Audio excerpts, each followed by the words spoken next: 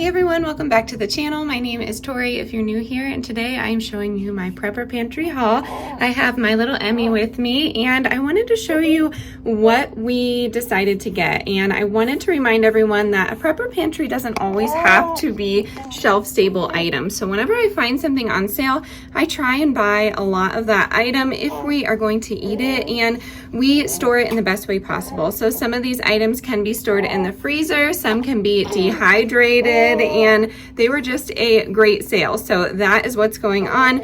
If you're new here, hi, hello, my name is Tori. We do preparedness here on a budget, and we like to take you along and show you how you can do that too. Without further ado, let's get into this haul. Okay friends, this is my grocery haul. You'll have to check out the other channel if you want to see that, but I wanted to show you what we're stocking up on. So we always hit up the bread section just for us in general, but I can guarantee find some bread that I enjoy for a discounted price. So $2.79. I'm going to vacuum seal this and put it right into the freezer. We don't need any sourdough bread right now, but definitely we will go through it soon. Well, not soon because we have some from before. So yeah, I showed you on the last video that we are stocking up on these little sourdough focaccias, but we use them in a pizza open face sandwich formation. So you saw me make them and my kids really enjoyed it. So of course I'm going to stock up on that.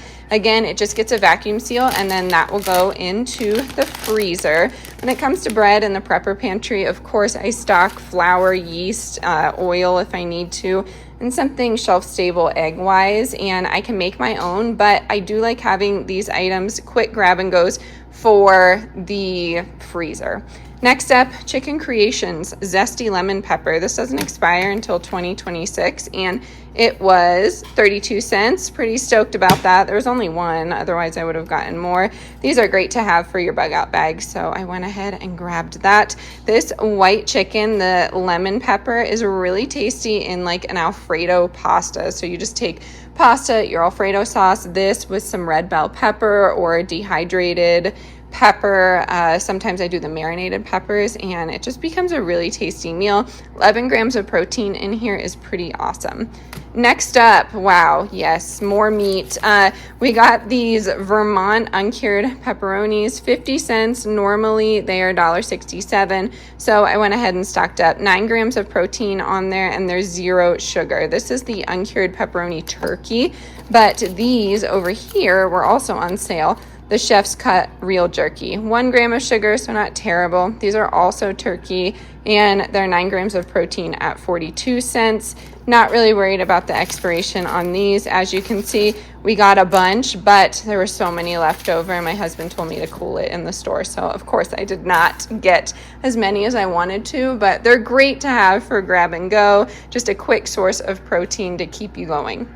Next up, we got my ride or die, no salt added, cut green beans. So we got 2 of those. Definitely could have stocked up more, but they were not on sale. So these were $1.49. I know, I see. I have my daughter watching The Wizard of Oz because we're in a tornado warning and she really wants to see one of the land spouts, and we never see one, so she's going to see one on the TV today. Anyways, we also got some microwave popcorn, and I'm putting this in the Prepper Pantry because it's just a snack to have. Of course, we have just regular popcorn kernels, but I really enjoy just having quick things in the Prepper Pantry as well, and popcorn lasts forever. I try not to get the butter or anything like that, especially if I am storing it long term. But back to these canned items, I want to flip you around and talk to you about something. Okay, I just had to run outside quick, so I'm looking a little disheveled, but I talked to you all about this a few weeks back that for my birthday, I was gonna get a pressure canner, and I want some advice. Some of you are gonna think that I'm overthinking this. I know my husband does, but it's important to me. So the one that I wanted, I think it's Presto or something like that, has heavy amounts of Teflon in it. So I've tried my best to keep that out of my home. I've really done well with that, and I don't really want to bring it back in for the sake of pressure canning. I think that's silly. So it led me down a rabbit hole. A lot of people say the Instapot Max, I believe, is the title of it, pressure can, but the CDC, FDA or whatever, who I don't know if I trust too much, but other people have said it's not a consistent temperature when you're pressure canning. So it won't work for things like meats and all those other items. So there's that.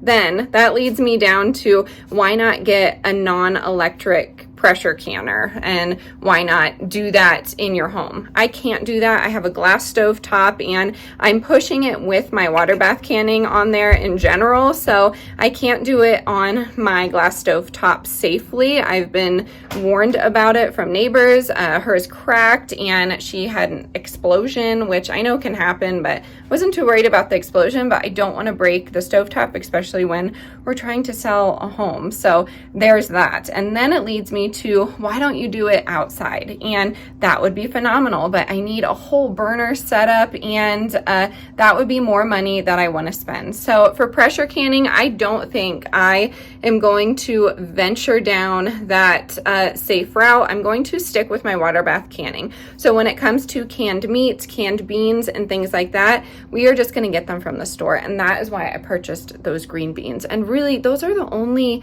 things that, well, only vegetable that I like in the can. Otherwise, I like fresh items. I like eating things seasonally. And I will say that has kind of been on the back burner lately, just because we've been getting a lot of Kroger sales. And I get a lot of questions about my grocery hauls and about my prepper pantry, and a lot of comments. I try my best to keep things natural, keep the ingredients clean for us, but it is very difficult. So I will say we are 80-20. I could even push it to 90-10 when it comes to chemicals in the home, because first things first is always going to be our financial comfortability. And I've gotten this question recently on the other channel: if you had an infinite amount of money, what would you buy? And the thing is, I firstly would buy land, and second, I would buy items for my family that I know are good for them, and it's not always attainable. And that is the frustrating part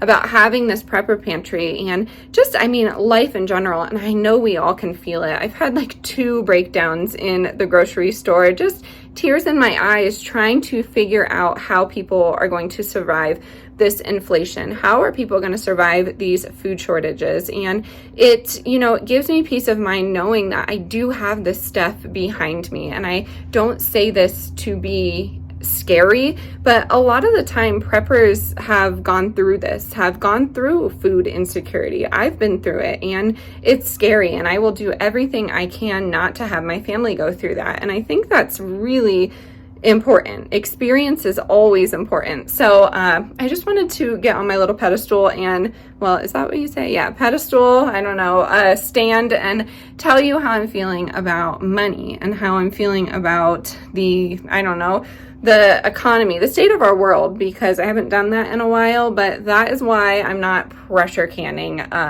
long story short. So let me know your thoughts on it. Let me know if I'm not thinking of a solution and I didn't mention it, if that makes sense. So yes, I think that is going to be it. I'm happy you came for my little TED Talk and chit chat. Alrighty, my friends, that is going to do it. That is our prepper pantry haul for the week. Short but sweet. I'm excited. Let me know what you're stocking up on. Let me know if you have any crazy good deals going on in your stores, and I am going to catch you on the next one. Stay adventurous, stay creative. Bye, everyone.